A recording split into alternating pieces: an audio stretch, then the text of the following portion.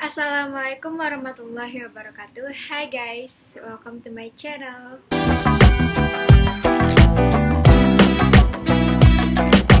Nah, di video kali ini aku akan membuat video materi tentang lingkungan dan pembangunan pada mata kuliah Ekonomi Pembangunan 2 dengan dosen pembimbing Bapak Dr. Alphon Satrianto, SEME.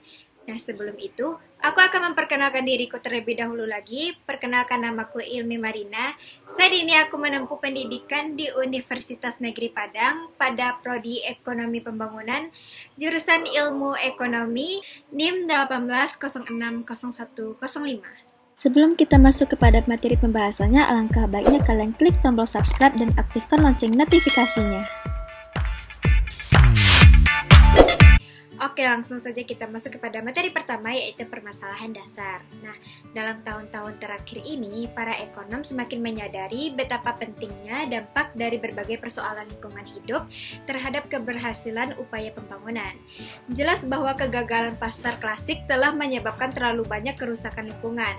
Kita tentu sudah memahami bahwa interaksi antara kemiskinan dan kerusakan lingkungan dapat menyebabkan proses yang terus berlanjut di mana akibat minimnya kesadaran atau kebutuhan ekonomi. Masyarakat mungkin merusak atau menghabiskan sumber daya yang mereka butuhkan untuk bertahan hidup. Meningkatnya tekanan pada sumber daya lingkungan di negara-negara berkembang dapat mengakibatkan konsekuensi pada kemandirian, distribusi pendapatan, dan potensi pertumbuhan di masa depan. Kerusakan atau degradasi lingkungan juga dapat menurunkan laju pembangunan ekonomi dengan beban biaya yang tinggi yang ditanggung negara-negara berkembang melalui biaya yang terkait dengan kesehatan dan berkurangnya produktivitas sumber daya. 20% dari penduduk dunia termiskin dari kalangan miskin perkotaan dan pedesaan akan mengalami konsekuensi paling akut dari kerusakan lingkungan ini. Kerusakan lingkungan hidup yang parah akibat tekanan penduduk pada lahan marginal telah menurunkan tingkat produktivitas pertanian dan produksi pangan per kapita. Karena pembudidayaan lahan marginal itu kebanyakan dilakukan oleh kalangan yang berpendapatan rendah, kerugian terparah ini diderita oleh mereka-mereka yang paling tidak mampu. Kerusakan tanah, sumber-sumber air, dan hutan yang berasal dari metode produksi yang tidak ramah lingkungan dapat mengurangi produktivitas nasional dalam jangka panjang. Tetapi mungkin akan berdampak positif pada angka Gini saat ini. Oleh karena itu, sangatlah penting untuk memperhitungkan dampak jangka panjang dari kualitas lingkungan dalam analisis ekonomi. Nah, ada beberapa permasalahan mendasar yang mendefinisikan lingkungan pembangunan itu. Yang pertama yaitu pembangunan berkelanjutan dan akuntansi lingkungan. Nah, istilah berkelanjutan atau sustainability mencerminkan pentingnya keseimbangan antara pertumbuhan ekonomi dan pelestarian lingkungan, meskipun kata berkelanjutan ini biasanya merujuk pada pemenuhan kebutuhan generasi sekarang tanpa mengorbankan kebutuhan generasi yang akan mendatang. Tetapi terkait dengan hal ini, sumber daya alam dan bentuk modal lainnya dapat disubstitusikan hanya pada skala terbatas dan pada tingkat yang terbatas. Justru setelah lingkungan telah terdegradasi sedemikian rupa, sumber daya alam dan bentuk modal lainnya cenderung bersifat komplementer. Modal yang diproduksi biasanya tidak produktif tanpa adanya ketersediaan layanan lingkungan yang minimum. Fakta bahwa pertumbuhan masa depan dan kualitas hidup secara keseluruhan sangat bergantung pada kualitas lingkungan. Oleh karena itu, pentingnya bagi para pembuat kebijakan pembangunan untuk memasukkan beberapa bentuk akuntansi lingkungan ke dalam keputusan mereka. Contohnya seperti pelestarian atau hilangnya sumber daya alam berharga sebaiknya dimasukkan ke dalam perkiraan pertumbuhan ekonomi dan kesejahteraan manusia. Dengan kata lain, apabila sumber daya lingkungan menjadi rusak atau langka di suatu wilayah, sumber daya dengan nilai yang sama atau lebih harus diregenerasikan ke tempat yang lain. Aset modal keseluruhan mencakup bukan hanya modal yang diproduksi seperti mesin, pabrik, atau jalan, tetapi juga modal manusia seperti pengetahuan, pengalaman, dan keterampilan, dan modal lingkungan seperti seperti hutan, kualitas tanah, dan tanah pengembalaan. Yang kedua yaitu penduduk, sumber daya, dan lingkungan. Penurunan laju pertumbuhan penduduk akan membantu meredakan intensifikasi berbagai persoalan lingkungan. Namun tingkat dan saat penurunan angka kelahiran dan juga demikian, jumlah penduduk dunia akan sangat tergantung pada komitmen pemerintah setiap negara untuk menciptakan berbagai kondisi ekonomi dan kelembagaan yang kondusif untuk membatasi fertilitas. Cepatnya laju pertumbuhan penduduk telah mengakibatkan langkanya persediaan tanah, air, dan bahan bakar kayu di daerah pedesaan serta krisisnya kesehatan di perkotaan akibat minimnya fasilitas sanitasi dan air bersih. Di berbagai kawasan termiskin di dunia, tampak jelas bahwa peningkatan kepadatan penduduk telah berkontribusi pada semakin parahnya degradasi sumber daya yang dibutuhkan oleh penduduk tersebut untuk bertahan hidup. Yang ketiga yaitu kemiskinan dan lingkungan hidup. Kalangan miskin biasanya menjadi korban utama dari kerusakan lingkungan. Mereka lebih menderita akibat kerusakan lingkungan karena seringkali harus tinggal di wilayah yang terdegradasi, yang lebih murah karena kalangan kaya menghindari wilayah tersebut. Agar kebijakan lingkungan berhasil diimplementasikan di negara-negara berkembang, pemerintah di negara berkembang harus menangani masalah-masalah seperti petani yang tidak memiliki lahan, kemiskinan, dan kurangnya akses terhadap sumber daya kelembagaan. Oleh karena itu, pencegahan degradasi lingkungan harus memasukkan penyediaan dukungan kelembagaan bagi kalangan miskin sebagai komponen kunci dan melakukan upaya pencegahan proses kerusakan yang tak dapat terhindarkan. Nah, di poin keempat yaitu pertumbuhan versus lingkungan. Bukti-bukti yang mengindikasikan bahwa kalangan paling miskin menyebabkan kerusakan lingkungan yang paling besar akibat dari kemiskinan yang mereka alami.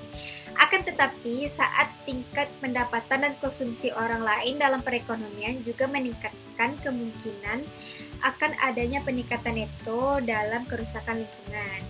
Dahulu banyak yang meyakini bahwa saat pendapatan per kapita meningkat, polusi dan bentuk kerusakan lingkungan lainnya akan langsung meningkat dan kemudian menurun membentuk kurva U terbalik. Yang disebut dengan kurva lingkungan Kuznets. Yang berdasarkan hipotesisnya, ketimpangan akan meningkat dan kemudian menurun saat pendapatan naik. Hal ini berarti bahwa masyarakat akan memiliki sarana dan rela berkorban untuk melindungi lingkungan tersebut. Namun tidak terdapat bukti yang meyakinkan bahwa kerusakan lingkungan yang lainnya berkurang dengan adanya peningkatan pendapatan tersebut. Selanjutnya di poin kelima yaitu pembangunan pedesaan dan lingkungan. Untuk memenuhi kebutuhan pangan yang semakin meningkat dan pesatnya laju pertumbuhan penduduk, diperkirakan bahwa produksi pangan di negara-negara berkembang akan meningkat setidaknya 50% untuk 3 dasawarsa ke depan. Karena lahan di berbagai wilayah negara berkembang mengalami eksploitasi berlebihan oleh penduduk, pemenuhan sasaran output tersebut akan membutuhkan perubahan radikal dalam hal distribusi, penggunaan dan kuantitas sumber daya yang tersedia bagi sektor pertanian. Dan karena perempuan seringkali menjadi pemelihara sumber daya desa seperti hutan dan persediaan air serta memberikan pasokan tenaga kerja bagi sektor pertanian, sangat penting agar program lingkungan yang direncanakan dan dengan mempertimbangkan peran dan kepentingan mereka bukan sebagai renungan semata. Selanjutnya itu di poin ke-6, pembangunan perkotaan dan lingkungan. Memburuknya kondisi lingkungan mengakibatkan semakin banyak penduduk yang terpapar bahaya kesehatan yang ekstrim. Kondisi ini mempercepat kehancuran infrastruktur kota yang ada dan menciptakan situasi yang tepat bagi epidemi dan krisis kesehatan nasional. Permasalahan ini diperparah oleh fakta bahwa dalam undang-undang yang ada, sebagian besar perumahan kota berstatus ilegal. Hal ini menjadikan investasi perumahan swasta beresiko dan membuat banyak penduduk kota tidak memenuhi syarat untuk mendapatkan layanan pemerintah. Di poin ketujuh, lingkungan global dan perekonomian. Saat jumlah penduduk dunia tumbuh dan pendapatan meningkat, kerusakan lingkungan global neto cenderung memburuk. Beberapa bentuk pengorbanan harus dilakukan untuk mencapai pembangunan dunia yang berkelanjutan. Dengan penggunaan sumber daya secara lebih efisien, sejumlah perubahan lingkungan akan memberikan penghematan ekonomi dan perubahan lainnya akan tercapai dengan biaya yang relatif kecil. Namun karena banyaknya perubahan mendasar membutuhkan investasi besar dalam teknologi, peredam polusi, dan pengelolaan sumber daya. Sebagian besar dari kehancuran lingkungan kumulatif hingga saat ini disebabkan oleh negara-negara maju. Yang kedelapan yaitu sifat dan laju perubahan iklim akibat rumah kaca. Ahli lingkungan dan ekonom makin mengapresiasi bahwa dampak pemanasan global tampaknya dirasakan lebih dini dari yang diperkirakan. Negara-negara maju harus mengambil inisiatif dan memanggul sebagian besar biaya dalam pendanaan untuk pemulihan dan adaptasi di negara-negara berpendapatan rendah, tetapi negara-negara berkembang juga perlu memainkan peranan penting dalam membatasi pemanasan global untuk menjamin masa depan mereka sendiri. Yang kesembilan yaitu peluang dan hambatan. Seperti yang telah disebutkan, lebih dari setengah penduduk yang aktif secara ekonomi di negara-negara berkembang bergantung pada sektor pertanian, perikanan, perburuan, dan kehutanan. Pendapatan dari sektor lingkungan ini sangatlah penting bagi mayoritas kalangan miskin dan melalui kondisi kebijakan yang tepat dan dapat menawarkan jalan keluar dari kemiskinan tersebut. Namun akses terhadap manfaat sumber daya lingkungan seringkali tidak adil dan dalam beberapa kasus makin diperparah. Di negara-negara berkembang, sebagian besar eksploitasi sumber daya tidak lagi berkelanjutan dan telah terjadi dengan cara yang dan berskala yang seringkali mengabaikan kaum miskin. Yang dulunya menjadi lahan pedesaan secara spontan telah menjadi lahan pribadi. Poin terakhir yaitu yang ke-10 yaitu suatu tujuan. Nah, diperkirakan lebih dari 60% penduduk termiskin yang tinggal di negara-negara berkembang harus mempertahankan kelangsungan hidup di tanah yang secara agrikultural bersifat marginal ini makin diperparah di berbagai negara-negara berkembang oleh adanya ketimpangan yang tinggi dan dalam distribusi lahan yang mendorong kelas pekerja tidak berlahan yang semakin banyak untuk menggarap lahan yang bekas secara ekologis dan berpajak tinggi. Contohnya di Indonesia, tingginya harga ikan telah menyebabkan penangkapan ikan secara berlebihan di wilayah-wilayah terlarang dan penggunaan praktik penangkapan ikan yang dapat merusak lingkungan. Contohnya seperti pengoboman dan yang lain-lainnya. Oke, selanjutnya kita akan masuk kepada materi kedua yaitu kisah dua desa. Nah, di sini ada pembagian beberapa poin kisah desanya, yaitu yang pertama di desa Afrika Sub-Sahara. Penduduk di Afrika yang beralokasi di wilayah semi-arid telah diperingatkan oleh para ahli internasional bahwa menebang pohon-pohon yang tersisa menanami lahan marginal hanya akan memperparah kondisi mereka yang sudah sangat buruk.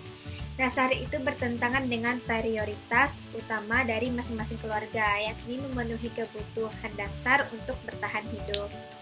Pepohonan di sini memiliki banyak fungsi. Yang terpentingnya adalah sebagai bahan bakar untuk memasak. Akibat intensifikasi penggunaan lahan oleh penduduk yang tumbuh pesat, penebangan pohon untuk kayu bakar dan penanaman lahan marginal untuk budidaya, maka kondisi tanah di sana makin terpapar oleh ancaman kerusakan lingkungan. Biasanya yang mengumpulkan kayu bakar untuk memasak adalah perempuan. Dari yang mencari kayu bakar hingga membuat arang, yang kemudian bisa dijual ke kota untuk ditukarkan dengan sejumlah uang kecil guna untuk membantu membeli kebutuhan rumah tangga. Tetapi rendahnya biaya oportunitas dari waktu yang dihabiskan perempuan di desa ini juga merupakan faktor yang melanggengkan penggunaan sumber daya hutan yang boros dan memperparah kondisi lingkungan sekitar. Selanjutnya yaitu yang kedua, pemukiman di sekitar hutan Amazon. Nah, kisah desa hipotesis lainnya yaitu terletak di pinggir hutan hujan yang luas di Amerika Latin. Hampir semua petani di sini adalah pendatang baru yang tertarik dengan janji-janji pemerintah untuk menawarkan sebidang tanah secara cuma-cuma dan sejumput kemakmuran. Kontras dengan desa Afrika, hutan ini merupakan hambatan bagi para petani transmigran dan seringkali dibabat dan dibakar untuk tanaman. Pembakaran hutan dalam rangka pembuatan lahan-lahan baru tersebut memang untuk sementara bisa menyediakan sumber pendapatan yang cukup bagi para petani yang semula tidak berlahan. Tapi program pemerintah ini malah bersifat anti pembangunan dalam jangka panjang, tidak ada peningkatan dalam produktivitas rata-rata dan penduduk yang bermigrasi hanya memperparah kerusakan lingkungan yang semakin menurunkan produktivitas semua pihak. Nah, di poin ketiga ini yaitu memburuknya kondisi lingkungan di pedesaan. Derasnya arus urbanisasi mengakibatkan perubahan demografi yang cepat. Mayoritas penduduk paling miskin masih tinggal di desa-desa yang kondisinya serupa dengan kedua desa yang dibahas tadi. Kebutuhan ekonomi seringkali mendorong petani kecil untuk menggunakan sumber daya sedemikian rupa guna menjamin kelangsungan hidup jangka pendek, tetapi menurunkan produktivitas masa depan dari aset lingkungan. Pola kehidupan yang tidak berkelanjutan ini mungkin terjadi akibat desakan kebutuhan ekonomi. Meski tahu bahwa tindakan ini bisa membuka jalan bagi bencana alam di masa yang akan datang. Namun secara umum, kondisi kemiskinan permanen ini seringkali menjadi akar penyebab dari kerusakan lingkungan lokal. Sebagian besar penduduk miskin di negara-negara berkembang harus bertahan hidup dan hasil panen yang sedikit dari budidaya tanaman pada lahan kecil dengan kondisi tanah yang terlalu dangkal, kering, atau berpasir untuk menopang pertanian permanen. Salah satu akibat langsung yang ditimbulkan tekanan lingkungan seperti ini adalah erosi tanah. Nah, erosi tanah itu sendiri adalah hilangnya lapisan tanah atau humus yang terjadi akibat penggunaan lahan pertanian yang berlebihan serta banjir yang dapat diakibatkannya. Dari fenomena ini cenderung mendorong terjadinya peningkatan migrasi dari desa ke kota atau bahkan mungkin memaksa penduduk lokal yang masih tinggal untuk berpindah ke lahan yang lebih tandus lagi, di mana proses degradasi lingkungan tersebut akan berulang. Faktor lainnya yaitu penggundulan hutan atau deforestasi. Adalah perambahan wilayah hutan untuk kegiatan pertanian atau industri kayu dan untuk digunakan sebagai kayu bakar. Deforestasi ini dapat menyebabkan petaka lingkungan yang dapat mengurangi hasil panen pertanian dan memperparah kondisi pedesaan dari waktu ke waktu. Tidak heran bahwa meningkatnya bencana alam yang terkait perusakan lingkungan lokal dapat memberikan dampak memilukan bagi ekonomi pertanian regional. Selanjutnya kita akan masuk kepada materi ketiga yaitu pemanasan global dan perubahan iklim. Ini ada beberapa poin penting. Yang pertama yaitu cakupan masalah. Afrika Sub-Sahara akan menjadi wilayah yang terkena dampak paling besar. Laporan IPCC menyebutkan bahwa pada tahun 2020 sekitar 70 hingga 250 juta orang di Afrika akan terpapar oleh buruknya lingkungan air terhadap perubahan iklim. Di Asia, jutaan orang kini tinggal di dataran rendah yang di sepanjang jalur topan dengan frekuensi dan intensitas yang meningkat atau mungkin terpapar oleh risiko yang lebih besar akibat banjir yang berasal dari laut atau sungai. Sedangkan di Amerika Latin, pemanasan global diperkirakan akan menyebabkan kerusakan lebih jauh pada hutan Amazon dan keragaman hayati pada pertengahan abad ini. Sementara pertanian akan terkena dampak di wilayah yang lebih kering. Ringkasnya, terjadi kekeringan yang lebih panjang, desertifikasi yang makin luas, semakin gandasnya badai topan dan curah hujan, banjir, dan erosi yang menyertainya, dan beberapa masalah lain yang dapat ditimbulkannya. Pemanasan global seperti ini telah menghadirkan tantangan lingkungan besar bagi negara-negara berkembang. Tanpa adanya dukungan, maka akan terjadi risiko ancaman terhadap proses pembangunan. Dampak terburuk mungkin akan dirasakan oleh kalangan termiskin yang sangat bergantung pada sumber daya alam, termasuk pertanian. Terlebih lagi, perumahan miskin di perkotaan dan pedesaan seringkali dibangun secara tidak layak dan beralokasi di wilayah dengan kondisi lingkungan yang parah dan berisiko. Karena itu, kalangan kaya enggan untuk tinggal di wilayah-wilayah tersebut. Selanjutnya kita akan masuk kepada materi ketiga, yaitu pemanasan global dan perubahan iklim. Ini ada beberapa poin penting. Yang pertama yaitu cakupan masalah. Afrika Sub-Sahara akan menjadi wilayah yang terkena dampak paling besar. Laporan IPCC menyebutkan bahwa pada tahun 2020 sekitar 70 hingga 250 juta orang di Afrika akan terpapar oleh buruknya lingkungan air terhadap perubahan iklim. Di Asia, jutaan orang kini tinggal di dataran rendah yang di sepanjang jalur topan dengan frekuensi dan intensitas yang meningkat atau mungkin terpapar oleh risiko yang lebih besar akibat banjir yang berasal dari laut atau sungai. Sedangkan di Amerika Latin, pemanasan global diperkirakan akan menyebabkan kerusakan lebih jauh pada hutan Amazon dan keragaman hayati pada pertengahan abad ini. Sementara pertanian akan terkena dampak di wilayah yang lebih kering. Ringkasnya, terjadi kekeringan yang lebih panjang, desertifikasi yang makin luas, semakin ganasnya badai topan dan curah hujan, banjir, dan erosi yang menyertainya, dan beberapa masalah lain yang dapat ditimbulkannya. Pemanasan global seperti ini telah menghadirkan tantangan lingkungan besar bagi negara-negara berkembang. Tanpa adanya dukungan, maka akan terjadi risiko ancaman terhadap proses pembangunan.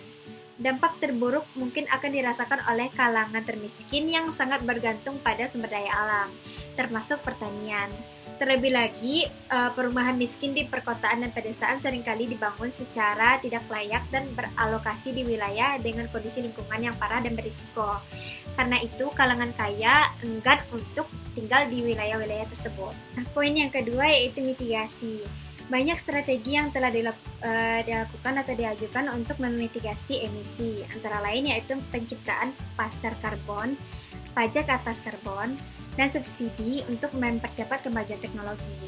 Dalam hal regulasi, dengan adanya ketidakpastian dalam biaya dan manfaat dari pengurangan emisi, terdapat pertanyaan ekonomi yang sulit dalam merancang izin atau pajak emisi yang lebih efisien. Pemanasan global pada dasarnya merupakan permasalahan yang disebabkan oleh negara-negara maju. Meskipun banyak dari akumulasi gas rumah kaca hingga kini berasal dari negara-negara yang berpendapatan tinggi yang secara drastis menurunkan polusi gas rumah kaca mereka, kita masih harus menangani emisi gas rumah kaca di negara-negara berkembang yang diproyeksikan tumbuh pada tingkat yang mengkhawatirkan. Hal ini disebabkan oleh banyaknya beberapa hal, tetapi pertumbuhan industri yang pesat di Asia sudah menjadi faktor utama, dan hal ini makin parah dengan adanya rencana ekspansi pembangkit listrik tenaga batu bara di Asia, Cina, dan di beberapa tempat lainnya. Yang terakhir yaitu pada poin ketiga yaitu adaptasi. Nah, UNDP mendefinisikan adaptasi perubahan iklim sebagai suatu akibat dari proses di mana strategi untuk mengurangi, menghadapi, dan mengambil manfaat dari konsekuensi perubahan iklim akan diperkaya, dikembangkan, dan diterapkan lagi.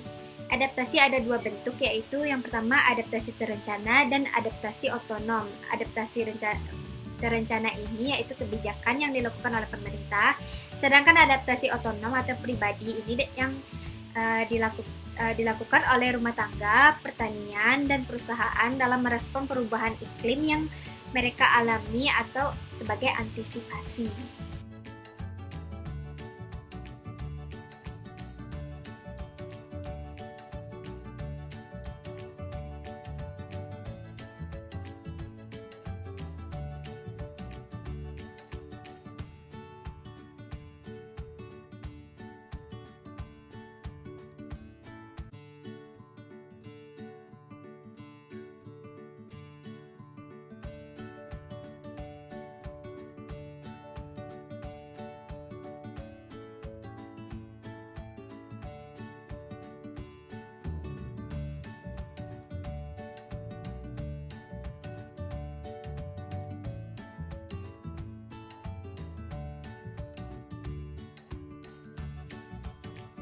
Selanjutnya yaitu pada poin kedua, sumber daya milik bersama. Sumber daya milik bersama ini adalah sumber daya yang dimiliki secara kolektif atau publik, yang dialokasikan dalam suatu sistem dengan akses tak terbatas atau diatur sendiri oleh para penggunanya. Jika suatu sumber daya langka seperti tanah yang subur, dimiliki oleh masyarakat dan tersedia gratis bagi semua pihak, katakanlah untuk kepentingan pertanian atau pengembalaan ternak, seperti halnya sumber daya milik bersama, maka setiap potensi laba atau rente kelangkaan akan menghilang, kecuali jika ada kesepakatan sosial efisien yang mengikat. Nah, pada poin ketiga yaitu barang publik dan kerugian publik. Barang publik adalah segala hal yang memberikan manfaat bagi semua orang dan ketersediaannya tidak akan berkurang meskipun dinikmati secara bersama-sama dengan orang lain. Contohnya seperti udara bersih, lembaga ekonomi, dan pertahanan nasional. Nah, sedangkan di kerugian publik adalah produk atau kondisi yang merugikan kesejahteraan orang lain yang jatahnya tidak akan berkurang apabila digunakan bersama-sama. Contohnya seperti polusi udara dan air. Oke, lanjut pada materi kelima yaitu pembangunan perkotaan dan lingkungan. Di sini ada beberapa poin penting, yaitu yang pertama masalah lingkungan, pemukiman kumuh, perkotaan. Dalam beberapa hal di kehidupan sehari-hari, penduduk miskin di permukiman kumuh perkotaan serupa dengan kehidupan penduduk miskin di daerah pedesaan. Keluarga harus bekerja dengan jam kerja yang panjang, pendapatan tidak menentu, dan trade-off yang sulit antara belanja gizi anak, perawatan kesehatan, dan pendidikan. Meski rata-rata penduduk perkotaan memiliki pendapat yang lebih tinggi, penduduk yang paling miskin seringkali memiliki risiko yang lebih besar oleh terpaparnya kondisi lingkungan yang berbahaya.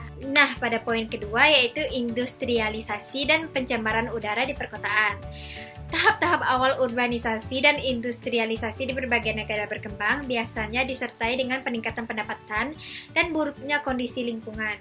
Sumber daya utama polusi udara yang memberikan ancaman besar terkait dengan modernisasi adalah penggunaan energi, emisi kendaraan, dan polusi industri. Industrialisasi dapat menyebabkan peningkatan lembah dalam bentuk langsungnya seperti emisi atau tidak langsungnya dalam bentuk perubahan pola konsumsi dan membuat permintaan akan barang-barang manufaktur meningkat.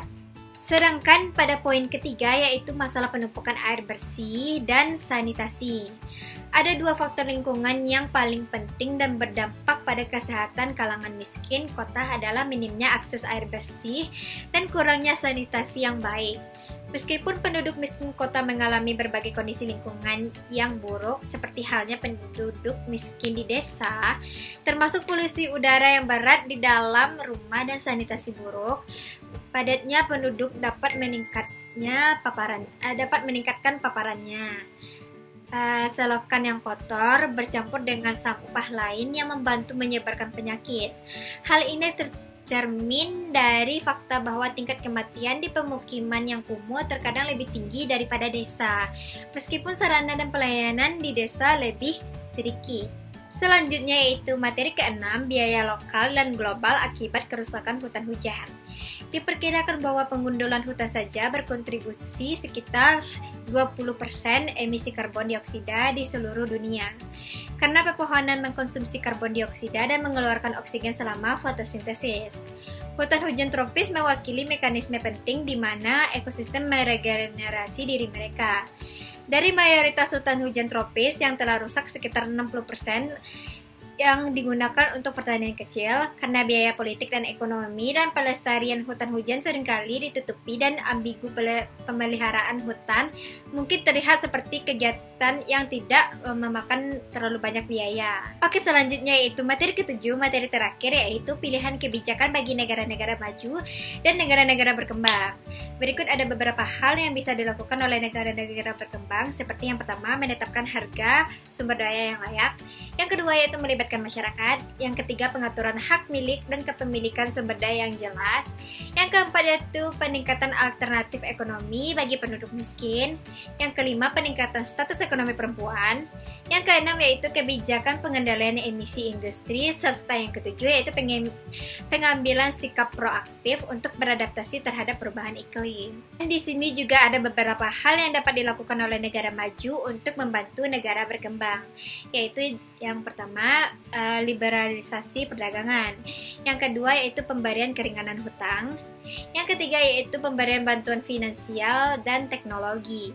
Dan juga yang dapat dilakukan negara maju bagi lingkungan global, yaitu yang pertama, mengurangi emisi berbahaya terhadap gas rumah kaca. Yang kedua yaitu menjalankan penelitian dan pengembangan untuk menciptakan teknologi yang ramah lingkungan dan pengendalian polusi bagi negara sendiri dan negara berkembang. Yang ketiga yaitu mengubah pola permintaan mereka yang berbahaya bagi lingkungan. Oke, sekian dulu materi yang dapat saya sampaikan. Apabila ada kesalahan kata atau kekurangan yang lainnya, mohon dimaafkan. Wabillahi taufiq wal hidayah. Assalamualaikum warahmatullahi wabarakatuh.